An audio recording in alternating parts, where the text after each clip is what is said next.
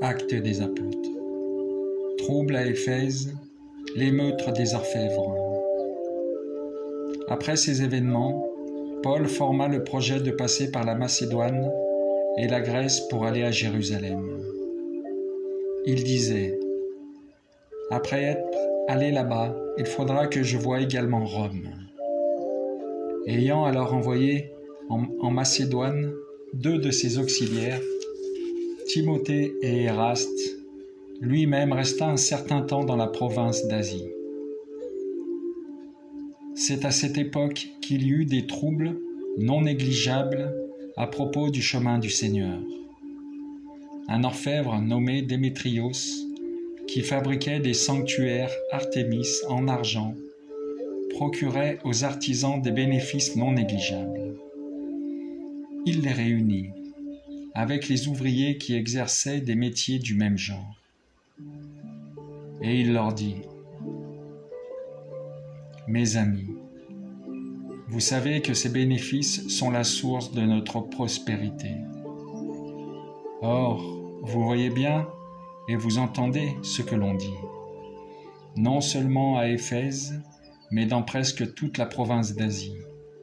Ce Paul, par sa persuasion, a dévoyé toute une foule de gens en disant que les dieux, faits de main d'homme, ne sont point des dieux.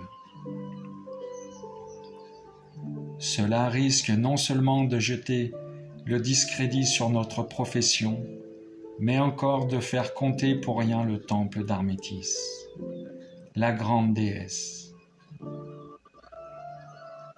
et bientôt de la priver de son prestige, elle qui est adorée par toute l'Asie et le monde entier. » Remplis de fureur, les auditeurs criaient : « Grande est l'Armétis des Éphésiens !»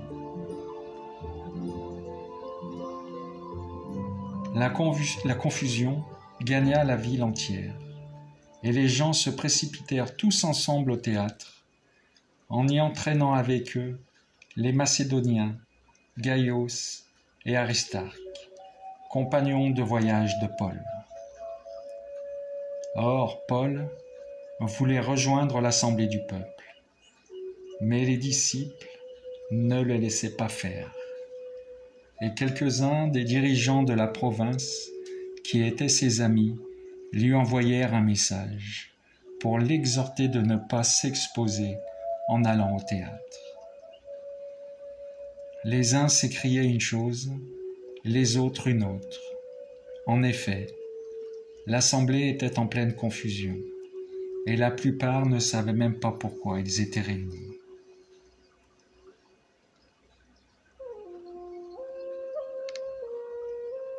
Des gens de la foule expliquèrent l'affaire à un certain Alexandre, que les Juifs poussaient en avant.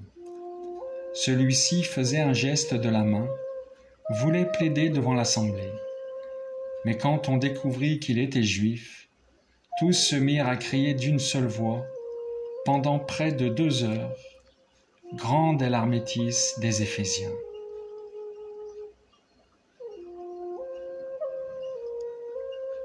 Le secrétaire de la cité, ayant calmé la foule, prit la parole. « Éphésiens, quel homme en ce monde ignore que la cité d'Éphèse est la gardienne du temple de la grande Armétis et de sa statue tombée au ciel. Tombée du ciel. Cela est incontestable. Il vous faut donc garder votre calme et éviter toute action précipitée. Vous avez amené ici ces hommes qui n'ont commis ni vol, ni sacrilège, ni blasphème contre notre déesse. Si donc Démétrios et les artisans qui l'accompagnent ont un grief contre quelqu'un, il existe des audiences où il y a des proconsuls, qu'ils portent plainte. Mais si vous avez d'autres requêtes, cela ne réglera à l'assemblée prévue par la loi. En effet, avec l'affaire aujourd'hui, nous risquons d'être accusés d'émeute, car nous ne pourrons alléguer aucun motif pour rendre compte de ce rassemblement. Ayant ainsi parlé, il envoya l'assemblée. Quand le tumulte se fut calmé, Paul fit venir les disciples et les encouragea.